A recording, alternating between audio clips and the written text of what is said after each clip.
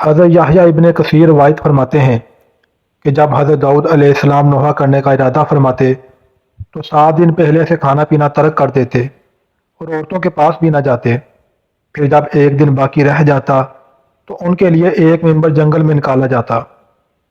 آپ حضرت سلیمان علیہ السلام کو حکم فرماتے کہ وہ بآواز بلند اعلان کریں یہاں تک کہ وہ آواز شہروں اور اطراف میں پھیل جائے۔ اس آواز سے جنگل، پہاڑ، ٹیلے، بتکدے اور بادل کھانے گونج اٹھیں۔ حضرت سلیمان علیہ السلام اعلان فرماتے کہ جو شخص حضرت داؤد علیہ السلام کا نوحہ سننا چاہتا ہے وہ آئے۔ چنانچہ جنگلوں سے وحشی جانور، پہاڑوں سے درندے، گھونسلوں سے پرندے اور گھروں میں رہنے والی پردہ نشین خواتین آتیں اور لوگ بھی جمع ہوتے۔ اس کے بعد حضرت داؤد علیہ السلام تشریف لاتے، ممبر پر تشریف رکھتے۔ بنی اسرائیل کے لوگ ان کے ممبر کو گھیر لیتے۔ ہر صنف کے افراد الگ الگ رہتے۔ حضرت سلیمان علیہ السلام آپ کے سر پر کھڑے ہوتے۔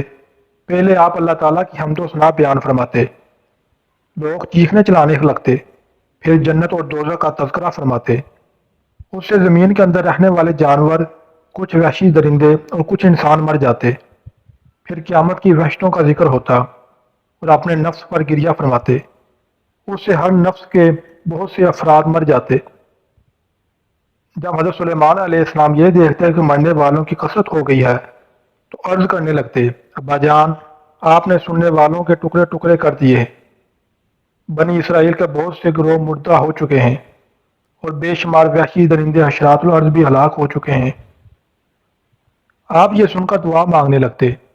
اسی اثنا میں بنی اسرائیل کا کوئی عابد بآواز بلند کہتا، اے داؤد، تو نے جزا مانگنے میں جلدی کی ہے۔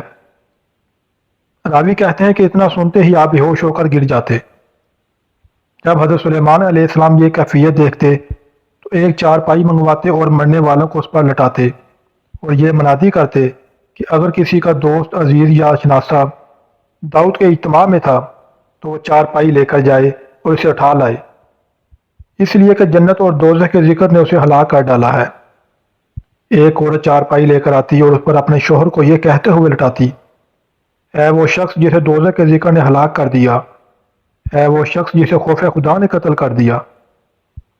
اب حضرت داؤد علیہ السلام کو افاقہ ہوتا تو آپ کھڑے ہوتے اور سر پر ہاتھ رکھ کر اپنے عبادت خانے میں چلے جاتے اور اندر سے دروازہ بند کر لیتے اور عرض کرتے، اے داؤد کے مالک، ہے تو داؤد سے ناراض ہے؟ حضرت داؤد علیہ السلام اسی طرح اپنے رب کے ساتھ مناجات میں مشغول رہتے، یہاں تک کہ حضرت سلیمان علیہ السلام دروازے پر دستک دیتے اور عرض کرتے، میں جو کی ایک روٹی لے کر حاضر ہوا ہوں، آپ کچھ تناول فرما لیں اور اپنے مقصد پر تقویت حاصل فرمائیں۔ آپ اس روٹی میں کسی قدر کھاتے اور پھر بنی اسرائیل میں تشریف لے جاتے۔ یزید رکاشی فرماتے ہیں کہ ایک روز حضرت داؤد علیہ السلام 40,000 افراد سے خطاب کرنے کے لیے تشریف لے گئے۔ آپ انہیں واضح و نصیحت فرمائی، اللہ سے ڈرایا، یہاں تک کہ ان میں سے 30,000 افراد ہلاک ہو گئے۔ صرف 10,000 افراد آپ کے ساتھ واپس تشریف لائے۔ یہ بھی روایت ہے کہ آپ کے پاس 2 باندیاں تھیں جن کے سپرد یہ کام تھا کہ جب حضرت داؤد علیہ السلام خوف خدا کی وجہ سے تڑپنے لگیں اور بے ہوش ہو جائیں تو یہ دونوں باندیاں آپ کے اعضاء کو لپیٹ جائیں تاکہ آپ کے جسم کا جوڑ سلامت رہیں۔